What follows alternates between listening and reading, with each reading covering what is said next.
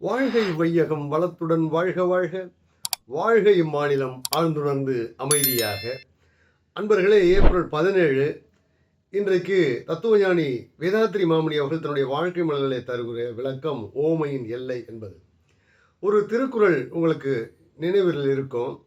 தனக்கு ஓமை இல்லாதான் தாழ் சேர்ந்தார் கன்றி மணக்கவலை மாற்றல் அரிது என்று அற்புதமான குறள். அதிலே இறைநிலையை பற்றி சொல்லும்போது தனக்கு ஓமை இல்லாதான் என்று வள்ளுவர் கூறுவார் அல்லவா? அதை குறித்து தான் இன்றைக்கு தத்துவஞானி வேதாத்ரி மாமுனி அவர்கள் பேசுகிறார்கள்.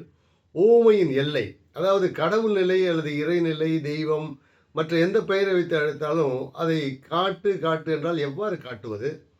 ஒரு ஓமையின் மூலம் காட்ட முடியும். அதுக்கு கூட ஒரு எல்லை இருக்கிறது என்று தத்துவஞானி வேதாத்ரி மாமுனி அவர்கள் கூறுகிறார். உதாரணத்திற்கு, மாம்பழம் எப்படி இருக்கும் என்று கேட்டால் இனிப்பாக இருக்கும் என்று நீங்கள் சொல்லலாம் ஒரு ஓமைக்காக. அந்த இனிப்பு என்பது என்ன என்பதை எப்படி காட்ட முடியும்? வாழைப்பழத்தின் இனிப்பு, அதுபோல கொய்யாப்பழத்தின் இனிப்பு, இப்படி இனிப்பு என்பது சொல்ல முடியும். அல்லது இன்னும் கொஞ்சம் சற்று அருகில் போய் உங்களுக்கு புரிய வைப்பதற்காக அது சர்க்கரையின் இனிப்பு போல இருக்கும் என்று சொல்லலாம். அப்பொழுதும் கூட அந்த சர்க்கரையுடைய இனிப்பு என்ன என்று கேட்டால் அந்த இனிப்பை எப்படி ஒரு சொற்கள் மூலமாக அதற்கு ஒரு எல்லை இருக்கிறது அல்லவா, காட்ட முடியாது.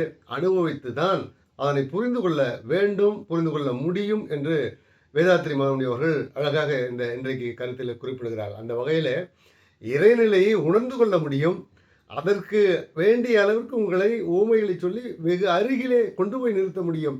இன்னும் அற்புதமாக சொல்கிறார், வேதாந்த கருத்துக்களை, வேத கருத்துக்களை எல்லாம் மக்களுக்கு புரிய வைப்பதற்காக ஓமை மூலமாக கொண்டு வந்ததுதான் உபனிஷத்துக்கள் என்று கூறுகிறார். அந்த உபனிஷத்து என்கிற அந்த சொல்லுக்கான அர்த்தமே அற்புதமாக குறிப்பிடுகிறார், வெகு அருகில் கொண்டு சென்று நிறுத்துவது, அவ்வளவுதான்.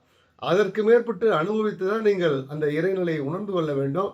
அப்படித்தான் நீங்கள் புரிந்து கொள்ள வேண்டுமே தவிர வெறும் ஓமையினால் அந்த இறை அனுபவத்தை யாரும் எடுத்து காட்டிவிட முடியாது, எடுத்து ஊட்டிவிட முடியாது என்கிற அருட்தந்தை அவர்களுடைய அந்த கருத்தை இன்றைக்கு எடுத்து சொல்லி சிந்தனையை நிறைவு செய்கிறேன். வாழ்க வளமுடன்.